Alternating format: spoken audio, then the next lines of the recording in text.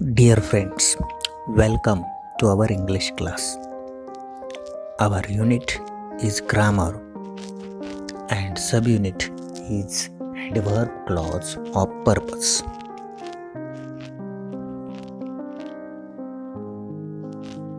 Now read the following sentences. आता खाली दिलेल्या वाक्यांचे वाचन करा. 1. We eat so that we may live. 2. I sing songs that others may praise them. यातील पहिल्या वाक्यामध्ये दोन क्लॉजेस आढळून येतात. पहिला क्लॉज आहे वी ईट आणि हा क्लॉज मेन क्लॉज आहे कारण तो अर्थपूर्ण आहे. दुसरा clause so that we may live हा क्लॉज स्वतः अर्थ पूर्ण करू शकत नाही. तो अर्थासाठी मेन क्लॉजवर अवलंबून आहे म्हणून तो सबऑर्डिनेट क्लॉज आहे.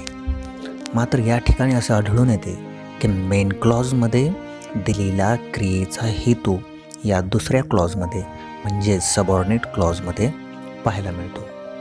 तर मेन क्लॉजमध्ये या ठिकाणी क्रिया दिली आहे वी ईट आपण खातो. मग त्यामागील हेतू काय आहे तर so that we may live आपण जगावे हा त्यामागील हेतू आहे. म्हणजे या ठिकाणी दिलेला सबऑर्डिनेट क्लॉज हा ॲडव्हर्ब क्लॉज ऑफ पर्पज आहे कारण पर्पज म्हणजे हेतू. दुसऱ्या वाक्यामध्ये देखील या ठिकाणी दोन क्लॉजेस आहेत. पहिला क्लॉज आहे आय सिंग सॉंग्स. तो मेन क्लॉज आहे कारण तो अर्थपूर्ण आहे. आणि या ठिकाणी दिलेला दुसरा clause that others may praise them हा सबऑर्डिनेट क्लॉज आहे कारण तो अर्थासाठी मेन क्लॉजवर अवलंबून आहे. या दुसऱ्या वाक्यामध्ये देखील आपणास आढळून येते की मेन क्लॉजमधील क्रियेचा हेतू सबऑर्डिनेट क्लॉजमध्ये दिलेला आहे. तर मेन क्लॉजमध्ये काय दिलं आहे आय सिंग सॉंग्स मी गाणे गातो. मग त्यामागील हेतू दिला आहे that others may praise them इतरांनी त्याचे कौतुक करावे हा त्यामागील हेतू आहे. म्हणजे या ठिकाणी दिलेला सबऑर्डिनेट क्लॉज हा देखील ॲडव्हर्ब क्लॉज ऑफ पर्पज आहे. मग आपणास प्रश्न पडेल की ॲडव्हर्ब क्लॉज ऑफ पर्पज ओळखायचा कसा.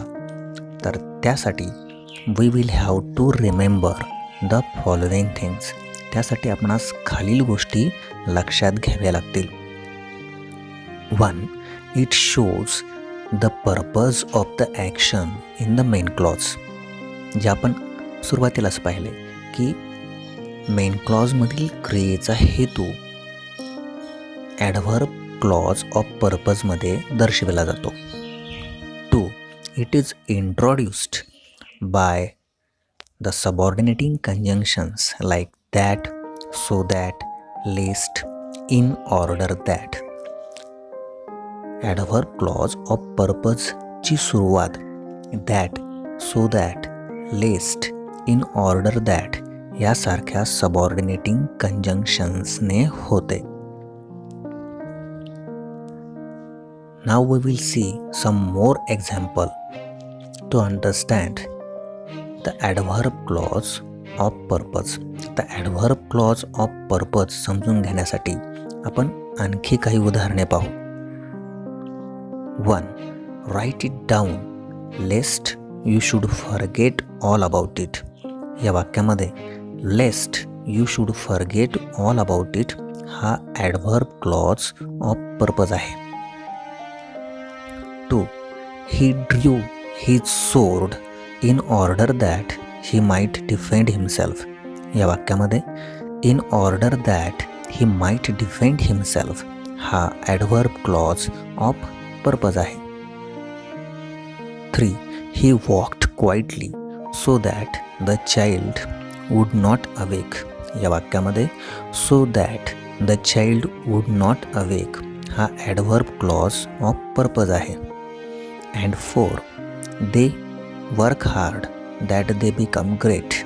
या वाक्यामध्ये दॅट दे बिकम ग्रेट हा ॲडव्हर्ब क्लॉज ऑफ पर्पज आहे. Thank you for watching this video very carefully.